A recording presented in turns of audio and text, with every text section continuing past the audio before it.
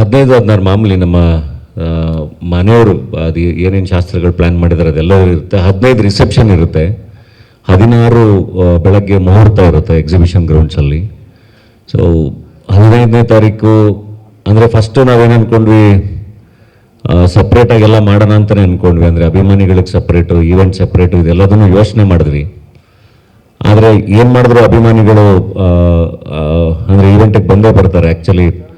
So ಸಪ್ರೇಟಾಗಿ ಮಾಡೋದಕ್ಕಿಂತ ಅವ್ರಿಗೂ ಇನ್ವೈಟ್ ಇದ್ದರೆ ಬೆಟರ್ ಅಂತ ಹೇಳಿ ಅದಕ್ಕೇ ತುಂಬ ಎಕ್ಸಿಬಿಷನ್ ಗ್ರೌಂಡ್ಸ್ ಅನ್ನೋ ಒಂದು ಜಾಗನ ಚೂಸ್ ಮಾಡಿದ್ದು ಎಲ್ಲದನ್ನು. ಸೊ ಹಾಗಾಗಿ ಎಲ್ರಿಗೂ ವ್ಯವಸ್ಥೆ ಇರುತ್ತೆ, ಅಭಿಮಾನಿಗಳಿಗೆ ಕೂಡ ವ್ಯವಸ್ಥೆ ಇರುತ್ತೆ. ಅವ್ರಗಳಿಗೆ ಅಂತಲೇ ಒಂದು ಎಂಟ್ರಿ ಇರುತ್ತೆ, ಅವ್ರುಗಳು ಬಂದು ಆಶೀರ್ವಾದ ಮಾಡಿ ನೋಡಿಕೊಂಡು ಊಟ ಮಾಡ್ಕೊಂಡು ಹೋಗ್ಬೋದು. ಹಾಗೆ ಎಲ್ಲ ಥರ ವ್ಯವಸ್ಥೆ ಆಗಿದೆ ರಿಸೆಪ್ಷನ್ ಮತ್ತು ಮುಹೂರ್ತಕ್ಕೆ ಎರಡಕ್ಕೂ. ಸೊ ಎಲ್ಲರೂ ಯಾವಾಗ ಬೇಕಾದ್ರೂ ಬರ್ಬೋದು.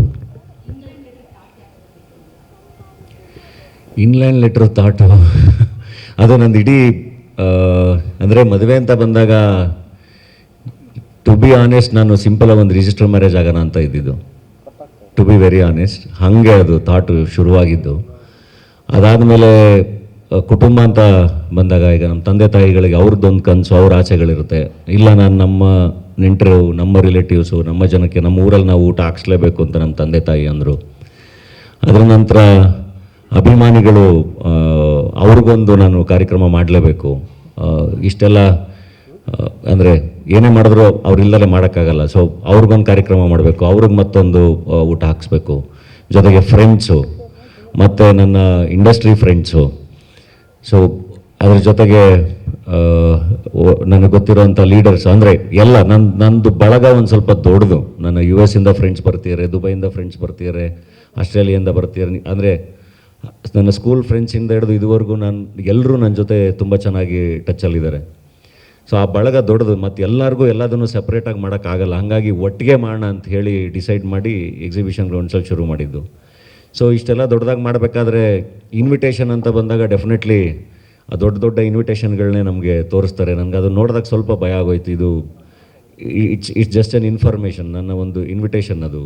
ಅದರಲ್ಲಿ ನನ್ನ ಮದುವೆ ಎಲ್ಲಾಗುತ್ತೆ ಏನಾಗುತ್ತೆ ಅಷ್ಟನ್ನಷ್ಟೇ ಹೇಳೋಕ್ಕೆ ಇರೋದು.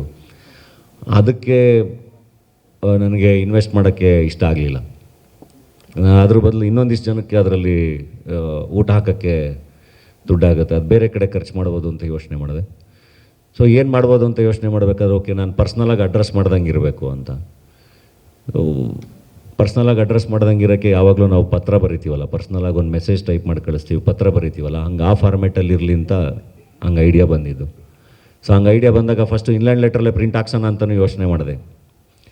ಅದಾದಮೇಲೆ ಇಲ್ಲ ಅದನ್ನು ಒಂಚೂರು ಕಸ್ಟಮೈಸ್ ಮಾಡಿಸೋಣ, ಮದುವೆ ಒಂದು ನಮ್ಮ ಈವೆಂಟ್ ಅಲ್ವ, ಕಸ್ಟಮೈಸ್ ಮಾಡಿಸೋಣ ಅಂಥೇಳಿ ಅದನ್ನು ಧನಧನ್ಯ ಮದುವೆ ಅಂತೆಲ್ಲ ನಮ್ಮ ಬಾದಲ್ ಹತ್ರ ಒಂದೊಳ್ಳೆ ಡಿಸೈನ್ ಮಾಡಿಸಿ ಕಸ್ಟಮೈಸ್ ಮಾಡಿಸಿ ಅದನ್ನು ಪ್ರಿಪೇರ್ ಮಾಡಿದ್ದು.